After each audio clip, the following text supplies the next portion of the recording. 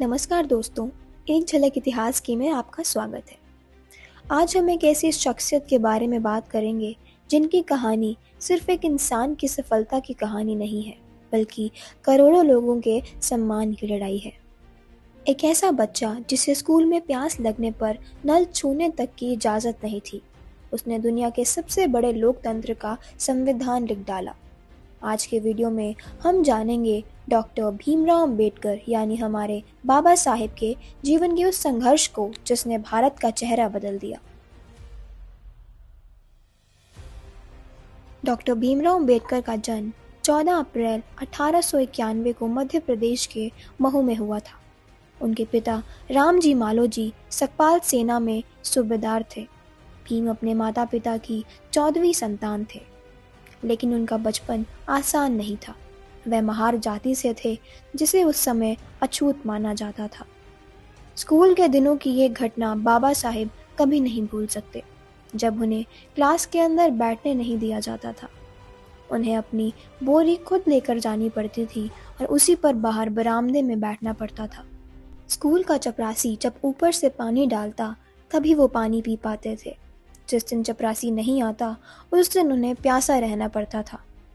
इन अपमानों ने उनके मन में बचपन से ही समाज को बदलने की जिद पैदा कर दी। डॉक्टर अंबेडकर का मानना था कि शिक्षा ही वो हथियार है जिससे गरीबी और भेदभाव की बेड़ियां काटी जा सकती हैं। 1907 में उन्होंने हाई स्कूल पास किया। इसके बाद बड़ौदा के महाराज सयाजीराव गायकवाड़ की मदद से वे उच्च शिक्षा के लिए मुंबई के एल्मस्टन कॉलेज गए। उनकी प्रतिभा ऐसी थी कि उन्हें विदेश पढ़ने के लिए स्कॉलरशिप मिली। वे अमेरिका की कोलंबिया यूनिवर्सिटी गए और फिर लंदन स्कूल ऑफ इकोनॉमिक्स में डॉक्टर ऑफ साइंस की डिग्री हासिल की। दोस्तों, उस दौर में जब दलितों के लिए स्कूल जाना भी नामुमकिन था, बाबा साहिब ने दुनिया की बेहतरीन यूनिवर्सिटी से अर्थशास्त्र, राजनीति और कानून में महारत हासिल की। उनके पास कुल 32 डिग्रियां थीं और वह 9 भाषाओं के जानकार थे। डॉक्टर अंबेडकर की निजी जीवन की बात करें तो 1906 में महज 15 साल की उम्र में उनका विवाह माता रमाबाई से हुआ था।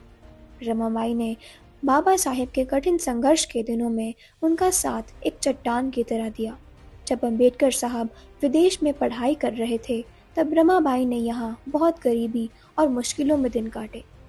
उन्होंने अपने 4 बच्चे खो दिए, लेकिन भीमराव की पढ़ाई और उनके मिशन में कभी बाधा नहीं बनने दी।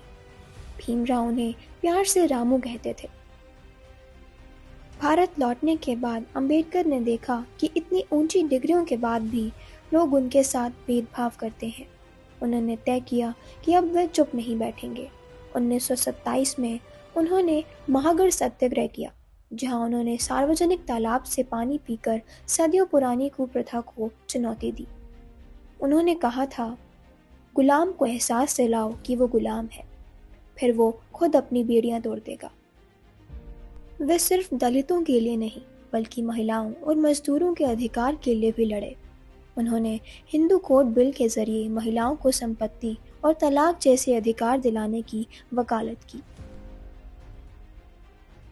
आज़ादी के बाद डॉक्टर अंबेडकर को भारत का पहला कानून मंत्री बनाया गया और उन्हें भारतीय संविधान की मसौदा समिति का अध्यक्ष चुना गया।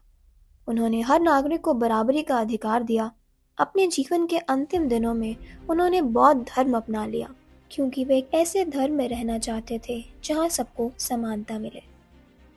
6 दिसंबर 1956 को बाबा साहिब ने आखिरी सांस ली, लेकिन उनके विचार आज भी हर भारतीय के दिल में जिंदा हैं।